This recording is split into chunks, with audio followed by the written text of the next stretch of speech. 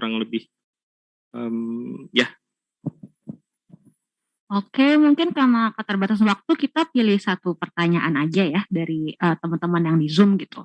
Kalau yang dari Zoom tuh sebenarnya ada satu yang cukup panjang untuk Mas Erasmus gitu. Ini aku kopas juga ke WA Mas karena panjang. Oke, tapi pada intinya sih gini, untuk Mas Erasmus, mendengar uraian dari para panelis dengan konsepsi yang dirinci oleh Mas Andrea, penanya dari kepolisian dan Mas Erasmus memang demikian yang dominan terjadi di lapangan, yaitu benturan kewenangan dan transaksi tertutup.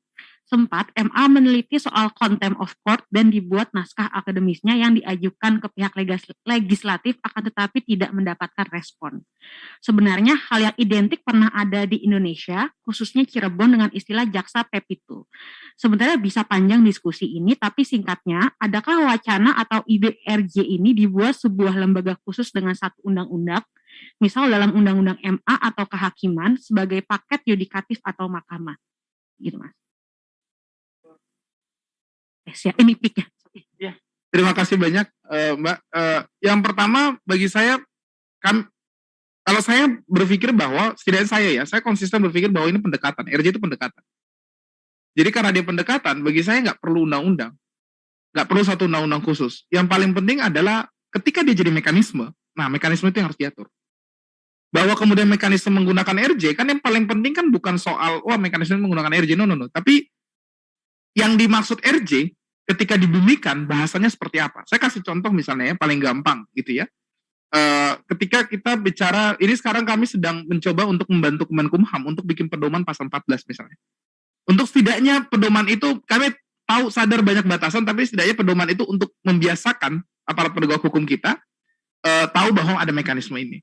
Jadi misalnya paling gampang adalah ketika penyidik itu wajib mengidentifikasi dulu kerugian dari korban. Jadi korban bisa klaim dulu di awal. Itu prinsip RJ.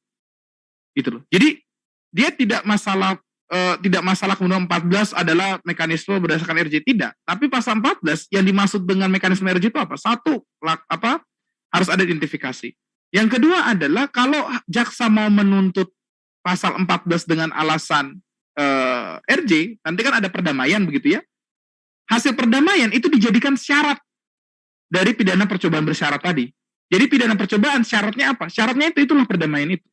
Saya misalnya mukul Mas Rabi begitu ya, dia pergi ke rumah sakit 1 juta misalnya gitu ya, ada uang ini 1 juta, persyaratnya ada saya harus bayar 1 juta. Ya syarat itu tuangkanlah dalam putusan, saya dipidana gitu ya, pidana penjara gitu ya, tapi masa percobaan itu saya nggak perlu dipenjara kalau saya memenuhi syaratnya. Syaratnya apa? Saya bayar 1 juta ke Mas Rabi. Nah, itu RJ sebagai mekanisme. Atau tadi mediasi penal dan lain-lain. Itu yang perlu diatur dalam hukum acara pidana. Kalau dia sebagai pendekatan, maka ini bicara paradigma.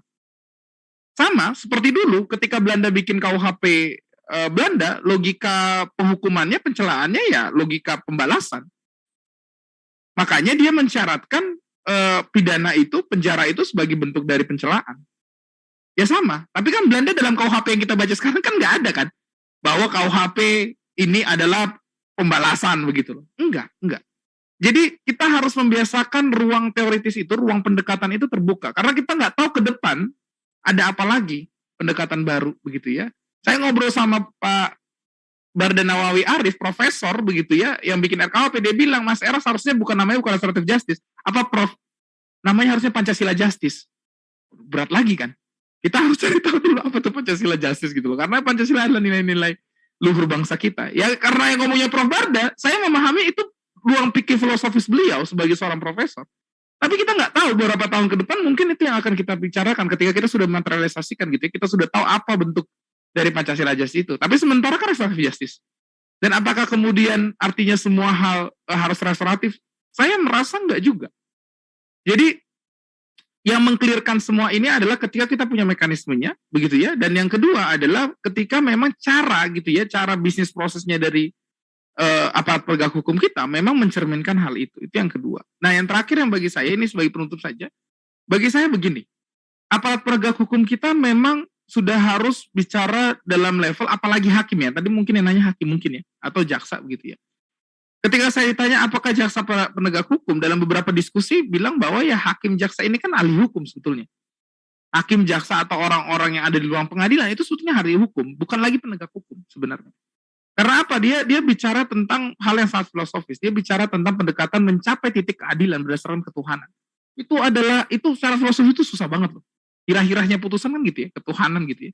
Jadi Bapak Ibu sekalian, ini memang kerja yang tidak ada ujungnya untuk memberikan pemahaman itu kepada aparat penegak hukum kita, kepada aparatur negara kita gitu ya. Untuk bicara RJ sebagai pendekatan, restoratif sebagai pendekatan. Nilai-nilai itu harus ditanamkan memang. Jadi kalau apakah harus dalam bentuk undang-undang, bagi saya kalau judulnya mekanisme memang harus ada dalam satu undang-undang supaya ada satu kesatuan. Tapi kalau bentuknya penegakan, perspektif begitu ya, paradigma, ya memang itu sesuatu yang nggak bakalan bisa selesai kita kerjakan. Gitu ya, nilai-nilai Pancasila aja dari mulai ada dihapusin, terus kemudian ada sekarang ngomong lagi Pancasila, itu aja nggak selesai, apalagi RJ yang sebatas untuk aparat penegak hukum dan untuk sistem peradilan pidana. Saya rasa itu, terima kasih.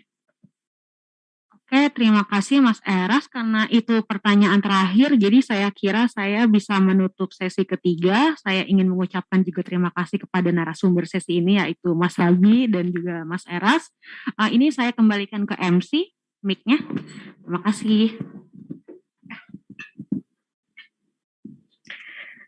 Bapak Ibu hadirin sekalian, kita sudah mencapai penghujung acara National Seminar on Contextualizing the Implementation of Restorative Justice in Indonesia. Saya ucapkan terima kasih kepada para narasumber atau pembicara dan serta hadirin sekalian yang sudah bergabung secara online ataupun offline. Maka di akhir acara ini saya Arfa, Master of Ceremony pamit undur diri, mewakili Audisi Indonesia dan Kemitraan Partnership Indonesia.